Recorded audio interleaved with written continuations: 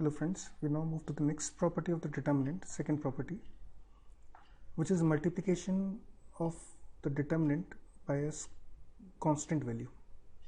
Now the previous property that we looked was, the first property that we looked was transpose, कि determinant को transpose करने से उसकी value पे कोई फर्क नहीं पड़ता है ना.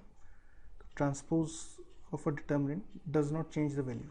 This was the first property that we looked. Does not change the value of the determinant. This is what we saw in the previous video. Now the next property is again very interesting. What it says is कि यदि हम किसी भी determinant के रो को या column को, हमने देखा था लास्ट टाइम पे कि जो प्रॉपर्टी कॉलम के लिए ट्रू है वो रो के लिए भी बाय डिफॉल्ट ट्रू हो जाएगी. तो यदि if I multiply a determinant all the elements of some row or column of a determinant by a constant k. This suppose, for example, suppose we have a determinant delta is equal to 1, 2, maybe 3, 4, and you can observe that the value of this determinant is -2. Now I write another determinant delta dash, जहाँ पे हम इस determinant के सारे elements को एक नए constant let's say 2 से मल्टीप्लाई कर देते हैं ना. I multiply the first row with 2, so I get 2, 4. ये चेंज कर दिया हमने और बचे हुए दोनों सेम है, 3 इंटू ये 3, 4 ये. So what I do is we multiplied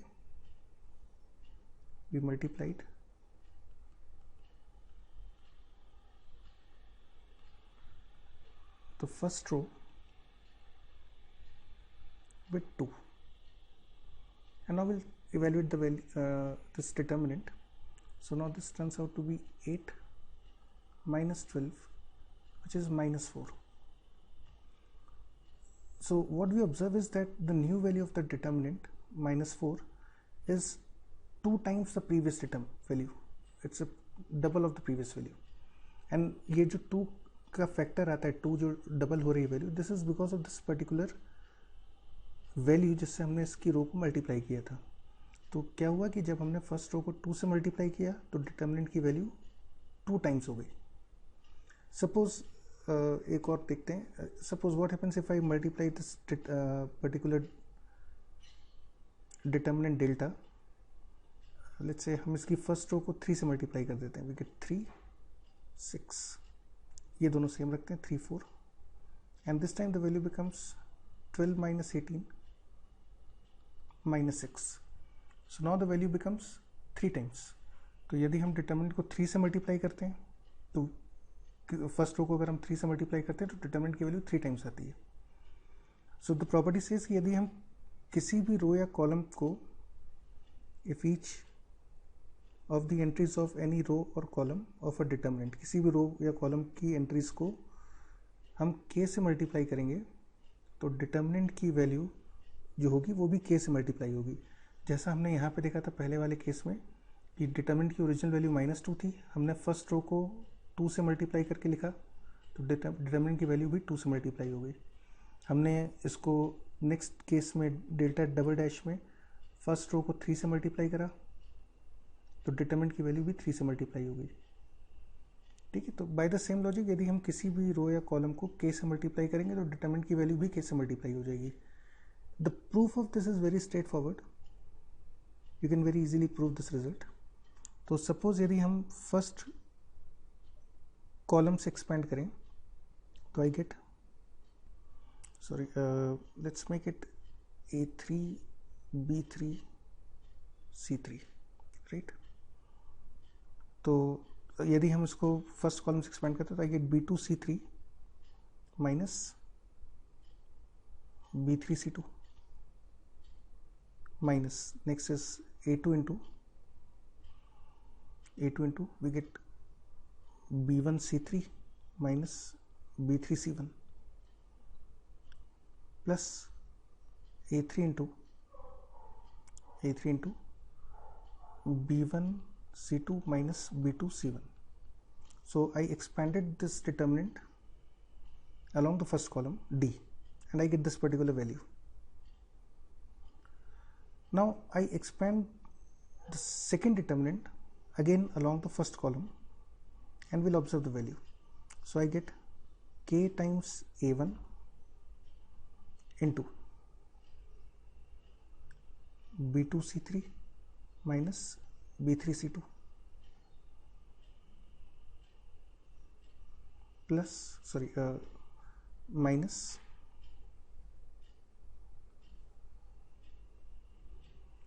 Ka2 B1C3 minus B3C1 plus Ka3 into B1C2 minus B2C1. This is the value that we get if I expand the second determinant delta dash along the first column. And if I look at these, if I compare these two values, what you find is, let's say if this value is equal to x, then this right side value is simply, if I take k common from the entire expression, observe carefully, I again get x. आप इसमें से k common निकाल लो, तो अगर k common निकालेंगे तो हम देखते हैं कि एक तो ये वाला एक्सप्रेशन बचा which is same as this expression, फिर एक ये एक्सप्रेशन बचा which is same as this one, फिर एक ये एक्सप्रेशन बचता है which is same as this one. So the value on the right side is k times x. तो डिटरमिनेंट की वैल्यू जो है वो k से मल्टीप्लाई हो गई. यू टू लर्न दिस, है ना, दिस वेरी इंपॉर्टेंट. और यही चीज़ हमने यहाँ पे हम छोटे छोटे एग्जाम्पल्स में भी देखी थी कि डेल्टा के केस में delta dash, delta double dash, how are the values changing. One interesting modification of this is कि आप कॉमन भी ले सकते हो. We can take this, important है ना, we can take constant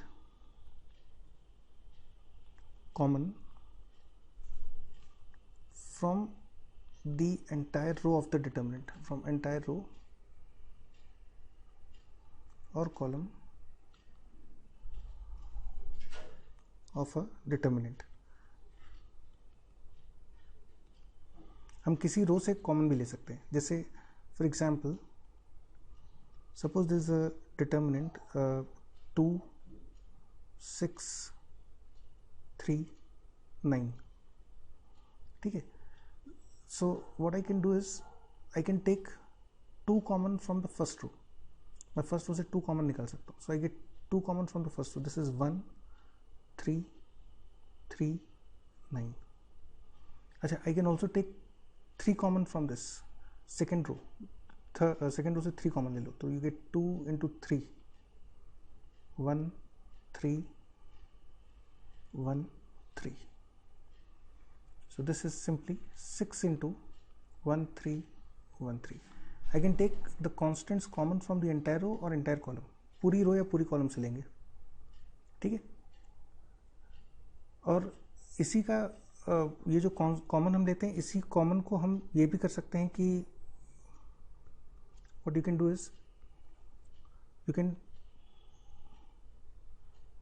take common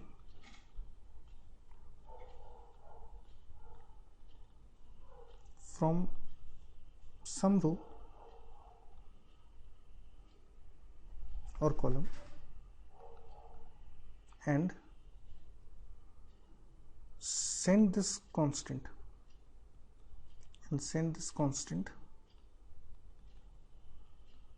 to another row or column. Now what this means is, suppose we have a determinant, let's say 6 8 10 2 1 0 3 minus 1 2, for example. So what this property says is I can take 2 common from the first row. ये तो हमने पहले ही देखा था.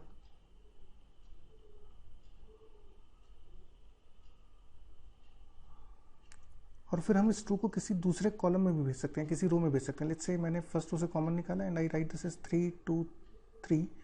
I send this 2 in the second column. So maybe what we get is 8 2 minus 2 and the remaining elements remain same. सो 5 0 2। इस determinant की value और इसकी वैल्यू और इसकी वैल्यू, तीनों की वैल्यू सेम आएगी. We can take something common from some row और column and we can send to some other row और column. It does not affect the value of the determinant. जो भी होना है वो k टाइम्स हो जाएगा. ठीक है. Let's take a formal example to understand this concept. Now the question is, you are given a determinant whose value is -7 and you have to find the value of this determinant. Maths में हमेशा सबसे अच्छी approach होती है observation. How well you observe the data given to you. So if I observe the data carefully, I find that the first row is same in both the cases. The third row is also identical in both the cases. The only difference is in the second row. है ना, दो second row is different. इसकी second row और इसकी second row ये दोनों different हैं.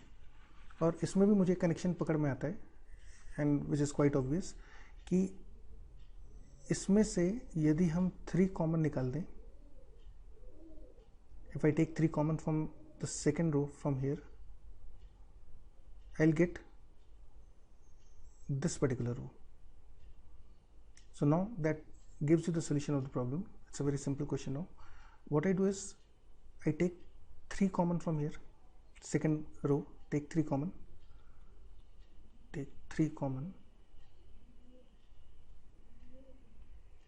from R2.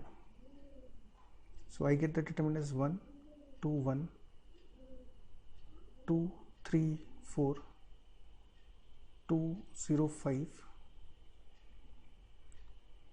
and this is 3 into इसकी वैल्यू मुझे गिवन है, this value is given as -7, so I get the answer as -21. ठीक है, we get the answer as -21. So हम किसी भी डिटरमिनेंट में किसी रो से को कांस्टेंट k से मल्टीप्लाई करेंगे तो डिटरमिनेंट k से मल्टीप्लाई होगा. हम चाहें तो किसी रो या कॉलम में से कुछ कांस्टेंट कॉमन भी निकाल सकते हैं. हम चाहें तो उस कॉमन कांस्टेंट को किसी दूसरे रो या कॉलम में भी भेज सकते हैं. ठीक है. तो this was the basic idea that we got here. Now there is something important. एक कॉमन सा मिस्टेक जो बच्चों से जनरली होता है वो ये है कि let's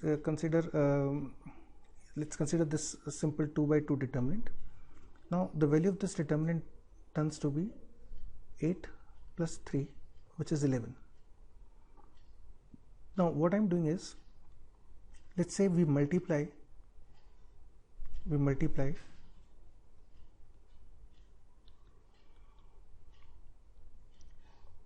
the second column C2, let's multiply C2 with 3.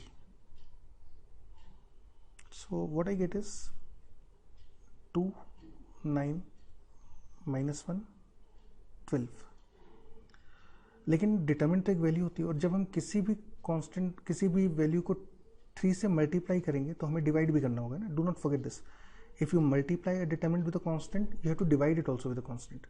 तो अगर हम इसको 3 से मल्टीप्लाई करेंगे तो this should be like 1/3.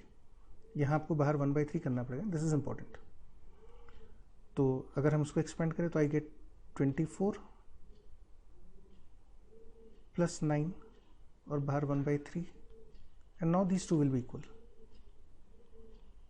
which is equal to 11.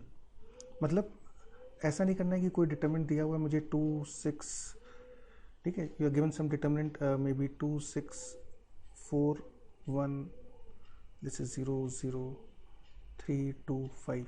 तो हम ऐसा नहीं कर सकते कि रैंडमली किसी भी रो को 2 से मल्टीप्लाई कर दिया. लेट्स से हमने फर्स्ट कॉलम को 3 से मल्टीप्लाई कर दिया. Let's say we write it as 6 3 9 6 0 2 4 0 5.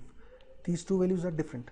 अभी हमने पढ़ा था इनफैक्ट ये वाली जो वैल्यू होगी this will be 3 times of this value. तो हम अगर किसी रो या कॉलम को सीधे मल्टीप्लाई कर रहे हैं किसी कांस्टेंट से तो बाहर मुझे उसको 1/3 भी करना पड़ेगा ना. You have to make a change. You have to add this factor of 1/3. ये मुझे करना पड़ेगा क्योंकि मैंने फर्स्ट कॉलम को 3 से मल्टीप्लाई करा है तो मुझे बाहर 1/3 करना ही पड़ेगा. हाँ, ये ज़रूर है कि अगर आपके पास ये डिटरमिनेंट दिया हो तो from this portion you can take 3 common, हम इसमें से 3 कॉमन निकाल सकते हैं, लेकिन अगर मल्टीप्लाई करेंगे तो फिर you have to divide it also. So this was the second property. एक बार यहाँ तक अगर हम समराइज करते हैं तो हमने अभी तक क्या क्या देखा. The first property that we look was transpose, row column interchange करने से फर्क नहीं पड़ता. एंड सेकेंड वाज कि we can take the constant common, we can take the constant common from some row और कॉलम, फ्रॉम रो और column, we can take this common. और common लेने के अलावा हम चाहें तो मल्टीप्लाई भी कर सकते हैं किसी रो या कॉलम को, जैसा कि हमने यहाँ पे देखा था. We can multiply the second column with 3.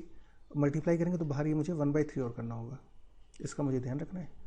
तो this is again a simple property. इसका प्रूफ भी इंटरेस्टिंग था कि अगर हम ओरिजिनल डिटरमिनेंट को एक्सपैंड करते हैं, if I expand the original determinant along first column and I expand the next determinant again along the first column, तो फिर आप देखते हो कि k का फैक्टर कॉमन आ जाता है इसमें से ना. This was the proof which was again easy.